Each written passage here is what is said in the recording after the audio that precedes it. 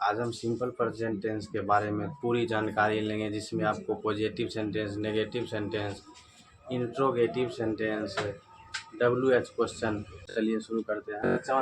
पहचान कैसे करेंगे? तो वाक्य के जो अंत में ना ता हूँ, ती हूँ, ता है, ती है, ते हैं, ते हो लगा रहे, ये सभी लगा रहेगा, हम समझ जाएंगे कि वो क्या है, सिंपल प्रेजेंट टेंस का है वाक्य।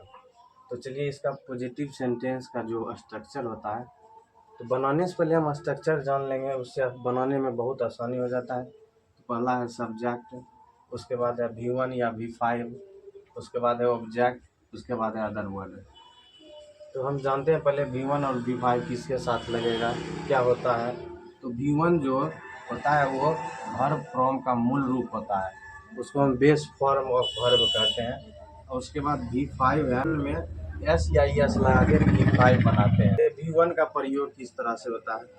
V1 का प्रयोग प्लुरल सब्जेक्ट के साथ होता है। V1 का प्रयोग प्लुरल सब्जेक्ट के होता है, जैसे आई, वी, यू, दे।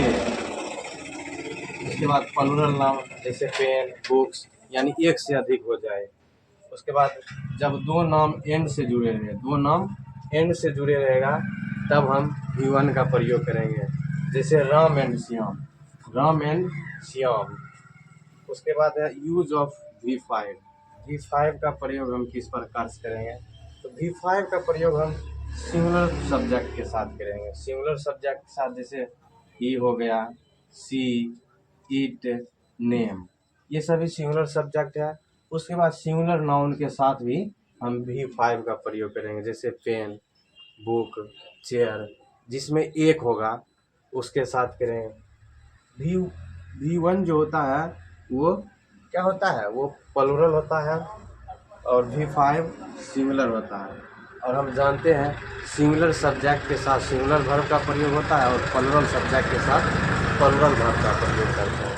तो इस तरह से जैसे हम इसका एग्जांपल देख लेते हैं।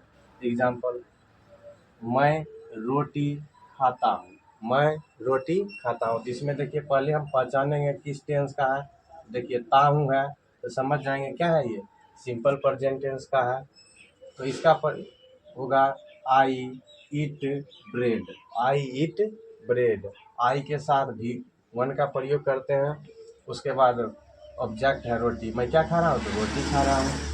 उसके बाद है राम घर जाता है, तो इसमें भी देखिए ता है, समझ जाएंगे ये सिंपल प्रेजेंट टेंस है। तो उसके स्ट्रक्चर के अनुसार हम क्या करेंगे, इसका अनुवाद करेंगे। तो जैसे राम गोज टू होम, हम जानते हैं एक अगर नाम रहेगा तो उसके साथ V5 का प्रयोग करेंगे, तो गो का V5 क्या हो जाएगा, गोज हो जाएगा।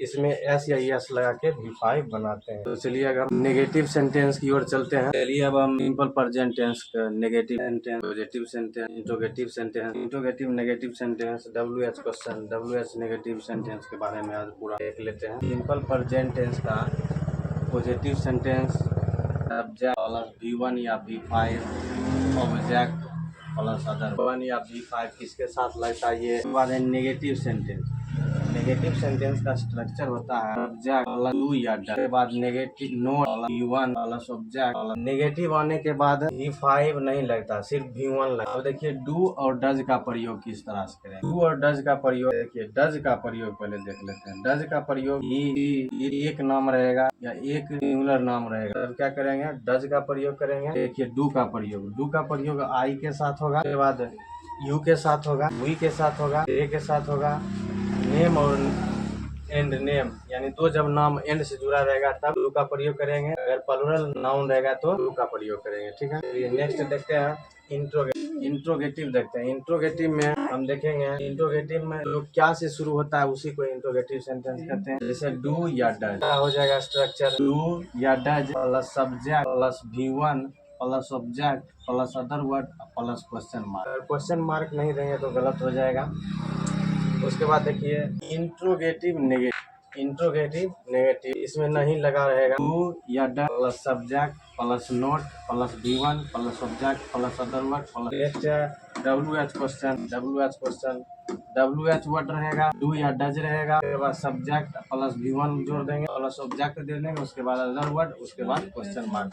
देखिए WH का वर्ड का मतलब देख लीजिए। WH अब, कहाँ, कैसे, क्यों, ये जो होता है W और H से शुरू होता है वर्ड, इसीलिए हम इसको WH वर्ड। नेक्स्ट देखिए WH नेगेटिव, इसमें WH वर्ड रहेगा, उसके बाद डू या डज का प्रयोग करेंगे, उसके बाद नोट का प्रयोग करेंगे, उसके बाद V1 का प्रयोग करेंगे, उसके बाद object plus other word plus question mark का प्रयोग करेंगे। तो ये इसका स्ट्रक्चर हुआ। यह याद करने का आसान तरीका है, दिमाग से याद करेंगे तो हो जाएगा, रटेंगे तो नहीं हो पाएगा। चलिए पहले देखते हैं, पहला उदाहरण देखते हैं। संतोष घर पर उपन्यास लिखता है। संतोष घर पर उपन्यास लिखता है, क्या हो जाएगा? संतोष है तो संतोष नाम, एक नाम है, इसके साथ V5 का प्रयोग करेंगे तो लिखना हो जाएगा राइट। के बाद क्या लिख रहा है? तो नोवेल लिख रहा है, तो ए the novel,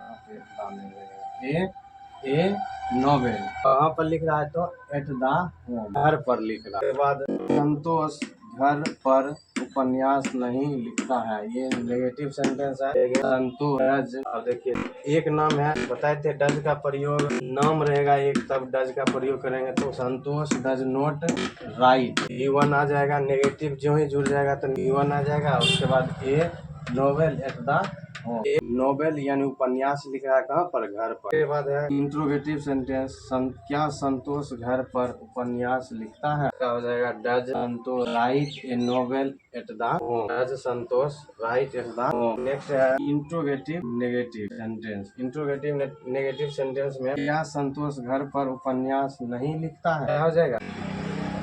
does Santosh note right a novel at the home. Next है WH क्वेश्चन, संतोष घर पर उपन्यास क्यों लिखता है? अब देखिए ये WH है, WH वर्ड है क्या। पहले हम क्या का अंग्रेजी लिखेंगे, वाई, के बाद स्ट्रक्चर के अनुसार डू डज लगाएंगे, संतोष है तो डज दे देंगे, संतोष के बाद right a novel at the home. Next देखते हैं WH क्वेश्चन नेगेटिव हो जाएगा, हो जाएगा संतोष घर पर उपन्यास क्यों नहीं लिखता है, हो जाएगा why does note Santosh write a novel at the home. तो ये पूरा सिंपल प्रेजेंट टेंस का positive negative interrogative negative WH negative का स्ट्रक्चर है। एग्जाम्पल हम अच्छे तरह से बता दिए, डू डज का प्रयोग बता दिए, आप लोग आसानी से इसको याद कर सकते हैं। मिलते हैं अगले